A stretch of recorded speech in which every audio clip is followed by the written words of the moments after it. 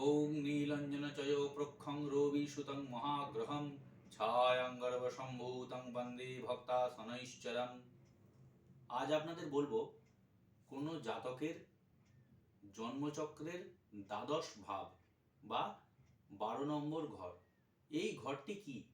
এই ঘর হচ্ছে কোনো জাতকের আধ্যাত্মিক, ধর্মীয়, মূলত মোক্ষ লাভের ঘর হলো দ্বাদশ ভাব। এই ভাবে যদি শনি থাকে তাহলে কি হবে? শনি হলো যে কোনো জাতকের জন্মচক্রের সবথেকে গুরুত্বপূর্ণ গ্রহ।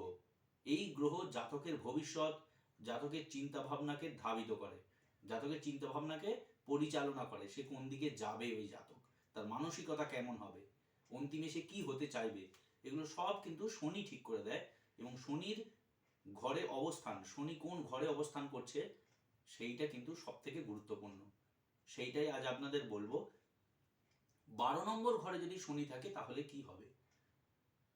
শনি যদি 12 নম্বর ঘরে থাকে এবং খুব শক্তিশালী যদি না হয় তাহলে কিন্তু সেই জাতকের কোনো জাগতিক সুখ থাকবে না, পার্থিব সুখ থাকবে না।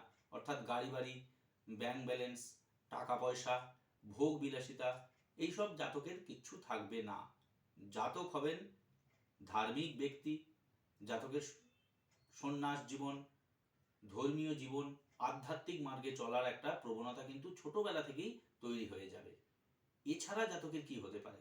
ক্রনিক ডিজিজ হতে পারে, কোমর থেকে নিচের অংশে যে কোনো সমস্যা হতে পারে। এইটা কিন্তু শারীরিক ক্ষেত্রে খুব গুরুত্বপূর্ণ। মানসিক দিক থেকে যদি হতে হয় তাহলে শনি যদি নিচস্থ হয় বা শনি যদি কোনোভাবে যদি 12 নম্বর ঘরে অবস্থান করে, শনি নিচস্থ হোক বা উচ্চস্থ হোক, যেভাবেই হোক না কেন, শনি যদি দ্বাদশ ঘরে থাকে তাহলে কিন্তু সেই জাতকের শেষ জীবন, বিশেষ করে 60 বছরের পর বা 55 বছরের পর, মানে একটা বয়সের পর, সেই জাতকের কিন্তু নিঃসঙ্গ একাকী জীবন যাপন হবে। একটা বয়সের পর থেকে আত্মীয় স্বজন, বন্ধু বান্ধব, পরিচিতি থেকে বিচ্ছিন্ন হয়ে পড়বে সেই জাতক। শেষ জীবন কিন্তু তার তীর্থস্থানে, কোনো ধর্মীয় স্থানে কিন্তু কাটার প্রবল সম্ভাবনা। এবং সর্বোপরি কিন্তু যে সেই জাতকের তীর্থক্ষেত্রে মৃত্যুর একটা প্রবল সম্ভাবনা কিন্তু রয়েছে। দ্বাদশ ঘরে শনি জাতককে ধর্মীয়, সহনশীল, ধর্মীয় চিন্তা বিশিষ্ট, আধ্যাত্মিক মার্গের প্রতি একটা উৎসাহ বা অনুসন্ধানমূলক মানসিকতা কিন্তু তৈরি করবে।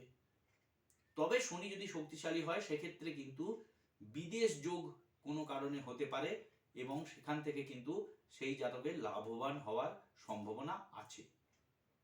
ফলে জাতকের দ্বাদশ ভাব খুব গুরুত্বপূর্ণ আধ্যাত্মিক এবং মোক্ষ লাভের এই ঘর।